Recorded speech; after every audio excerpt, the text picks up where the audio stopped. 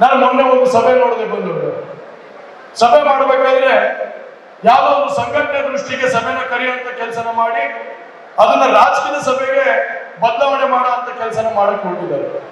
ಯಾಕಂದ್ರೆ ಇವತ್ತು ಕಾಂಗ್ರೆಸ್ ಪಕ್ಷದಿಂದ ಏನಾದ್ರು ಕರೆದಿ ನಾವು ಸ್ಟೇಜ್ ಮೇಲೆ ಕೂರಿಸ್ತೀವಿ ಅನ್ನೋದಕ್ಕೆ ಅವರಲ್ಲಿ ನಾಯಕತ್ವನೇ ಇಲ್ಲ ಅನ್ನೋ ಒಂದು ಭಾವನೆ ಅವರಲ್ಲೇ ವ್ಯಕ್ತಪಡಿಸುವಂತ ಕೆಲಸ ಆಗೋಗಿದೆ.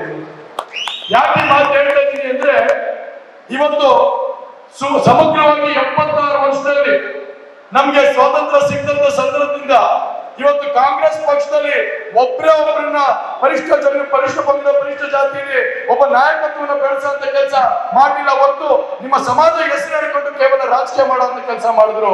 ಆದ್ರೆ ನಾವು ಕುಳಿತುಕೊಳ್ಳಲಿಲ್ಲ. ನಾವು ನಿಮ್ಮ ಸಮಾಜನ ಒಟ್ಟಿಗೆ ತಗೊಂಡು ಹೋಗುವಂತ ಕೆಲಸ ಮಾಡಿ ಇವತ್ತು ಬೆಳೆಸುವಂತ ಕೆಲಸ ಮಾಡಿದೀವಿ. ಅದಕ್ಕೆ ಧೈರ್ಯವಾಗಿ ಇವತ್ತು ಇಷ್ಟು ಜನ ಕೂಡಿಸುವಂತ ಕೆಲಸನ ನಾವು ಮಾಡಿದ್ದೀವಿ.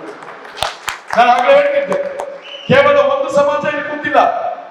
ಇವತ್ತು ಪ್ರತಿಯೊಂದು ಸಮಾಜ ಪ್ರತಿಯೊಂದು ಪಂಗಡವನ್ನು ಕೂರಿಸುವಂತ ಕೆಲಸ ನಾವು ಮಾಡಿದ್ದೀವಿ. ಅದಕ್ಕೆ ಉದಾಹರಣೆ ಹೇಳ್ಬೇಕು ಅಂದ್ರೆ ಇವತ್ತು ದೇವೇಗೌಡರು ಕೊಟ್ಟಂತ ಶಕ್ತಿ, ಇವತ್ತು ದೇವೇಗೌಡರು ಕೊಟ್ಟಂತ ನಮ್ಗೆ ಒಂದೇನ್ ಸಿದ್ಧಾಂತದ ನಡೆ ಇವತ್ತು ಅದಕ್ಕೆ ಸಾಕ್ಷಿ ಆಗುವಂತ ಕಾರಣ ಆಗುತ್ತೆ.